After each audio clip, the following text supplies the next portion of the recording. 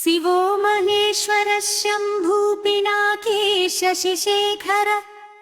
वामदेवो विरूपाक्ष कपर्धी नीललोहित शङ्करः शूलपाणिश्च खट्वाङ्गी विष्णुवल्लभ शिपिविष्टोऽम्बिकानाथ श्रीकण्ठो भक्तवत्सल भवः शर्वस्त्रिलोकेश शितिकण्ठ शिवाप्रिय उग्रः कपाली कमारि अन्धकासुरसूदनः गङ्गाधरो ललाटाक्ष कालकाल कृपानिधि भीमः परशुहस्तश्च मृगपाणिर्जटाधरः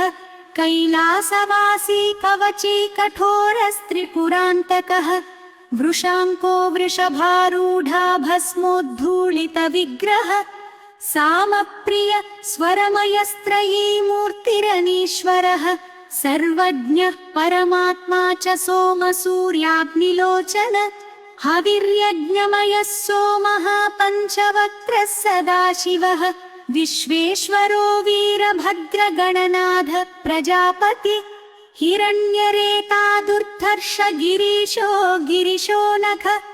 भुजङ्गभूषणो भर्ग गिरिधन्वा गिरिप्रिय कृत्तिवासा पुरारातिर्भगवान् प्रमथाधिपः मृत्युञ्जयः सूक्ष्मतनुर्जगद्व्यापी जगद्गुरुः व्योमकेश महासेन जनकश्चारुविक्रम रुद्रो भूतपतिस्थाणु अहिर्भुज्ञो दिगम्बरः अष्टमूर्तिरनेकात्मा सात्विकः शुद्धविग्रह शाश्वतखण्डपरशुरजः पाशविमोचकः मृडः पशुपतिर्देवः महादेवो व्ययो हरिः पूषदन्तभिदव्यग्रदक्षाध्वरहरो हरः भगनेत्रभिदव्यक्तसहस्राक्षः सहस्रपात् अपवर्गप्रदोऽनन्ततारकः परमेश्वर ॐ कण्गनायोधरदभो दन्दीद्यसम्भूनकायमः मीशास्रक्तिङ्गन्धाय सोपपुदितः श्रीगः सोकन्दः श्रीमहाशक्मलाजनबे भवातत ओमाय मशांसि वयाय मुदद्धाय शगात्यमते गनो पोचक्षिपाजक्षि बरूद्रमधेकं धरायत सन्दिदासरूभायं